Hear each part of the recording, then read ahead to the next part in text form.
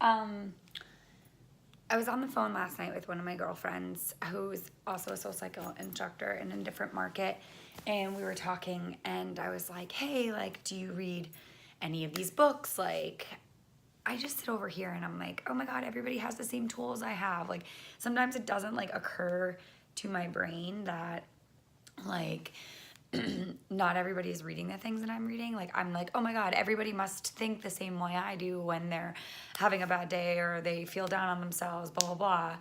I'm like, oh, everybody has the same tools as me. Not the case. So I am really, I just wanted to share some books that I read with you guys. I know I put a lot of videos up, but then they go away. And now I've ventured in this YouTube thing, which I still don't know what I'm doing, but like, screw it, really. We're of the vein. Like, just jump and the net will appear. That's the school of thought that I'm on. So, first and foremost, what got me on my whole journey of, I guess being called spirituality, but I feel like that's the wrong word, was Gabby Bernstein. So my really good friend, Britt Deanda in LA, she introduced me to this book, Spirit Junkie. It's one of Gabby's first books, and I was like, literally mind blown. And so from that day forward, I literally was like the biggest Gabby fan. I went to all her talks at Golden Bridge Yoga, and what then became Wanderlust Hollywood. Like, I was like the biggest fan. Like, I've seen her live so many times, and I just absolutely love her. But if there's like any book, if I were to pick, she has a ton of books. Like, if you want to go through the whole thing, I highly suggest that. But I really loved The Universe Has Your Back. So, like that. I don't know, this one, I mean, I literally say a lot that Spirit Junkie saved my life. It came into my life at a point where I was super low, and like, I don't know what would have happened to me if I didn't read that book. I was just on a really dark, not good path in Los Angeles, and I really don't know what would have happened if I didn't read Spirit Junkie. Shout out to Britt for doing that for me. Yeah, this one was just really good.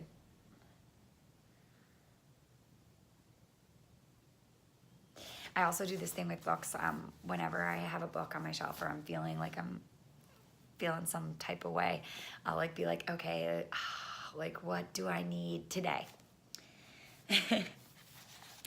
And I like to like mark up my books a lot. I know that some people are like, that's crazy, but I've done it since college. I felt like writing in a book was like, ooh.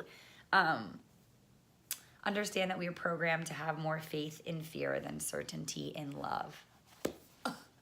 So good. Okay, so that's one, Gabby Bernstein. I also hammer you guys, Girl Wash Your Face. Rachel Hollis, her new book, Girl Stop Apologizing. I was able to get my hands on an early copy of that. If you haven't pre-ordered that, do yourself a favor. I really like to listen to her on Audible because I think she has just an amazing voice. I think actually she ruined all audiobooks for me forevermore because I'm obsessed with the way she just tells a story, and it just sounds like you're sitting in the living room with like your best friend and you're just hearing about her life. So I loved that. Someone I feel like that doesn't, I don't know, that less people have heard of, but of the same vein that I'm obsessed with, is Melissa Ambrosini. This book's called Mastering Your Inner Mean Girl. She is also so fabulous to listen to. Like, she's from Australia, so she's got this like beautiful liquidy Australian accent. She also has podcasts. A lot of these women all have podcasts and things that you can listen to on top of reading their books. But it's basically Mastering Your Inner Mean Girl, the No BS Guide to Silencing Your Inner Critic and Becoming Wildly Wealthy, Fabulously Healthy, and Bursting with Love. Sign me up for that shit. Yeah, so this is great, and it even has like little things where you can write in it, so that's a good one. Okay, then we're gonna get to Brene Brown. I put 2 books from Brene Brown out. I read The Gift of Imperfections first. This was from my awesome friend Chris Chandler. Used to always talk about Brene Brown, and when I was in LA I was like, I've never heard of this Brene Brown girl, which actually is like horrifying. I'm really sorry, Brene. because it's just so transformative and amazing. And I'm like, how did I not know about this? So, yeah, my friend Chris Chandler actually introduced this to me, which is really just like to come full circle. He is now going to be the MC at Rachel Hollis's Rise conference this year in Dallas, and I think it's Minneapolis, Minnesota, which is really cool. So like everybody's on this journey, and it's just cool. It's cool to see. So yeah, The Gift of Imperfection. This one's awesome. And I also really love I don't know if it resonated with me from like an athletic, like champion perspective, a perfectionist perspective, obviously. Rising Strong was probably my next favorite book. It's really awesome. It's just like, whoa, some good stuff.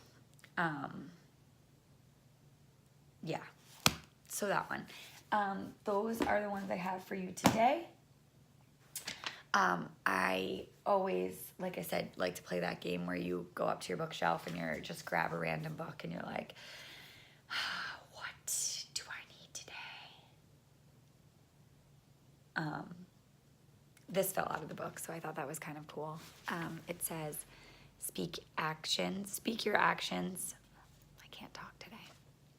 Your actions speak louder than your words. Be the example, don't just speak it. Boom. So here I am, leading by example. Those are the books I have for you. If you have any questions about more books, if you've read all those, we should probably be best friends. So like comment below. You can find me on Instagram. I'm just starting this journey, y'all. I don't know what I'm doing. I like don't know how to look into the camera when it's on that side of my phone and all that stuff. So probably should, buy one of those Blogger Girl cameras, but this is me. This is the realest you're gonna get. So thanks, guys.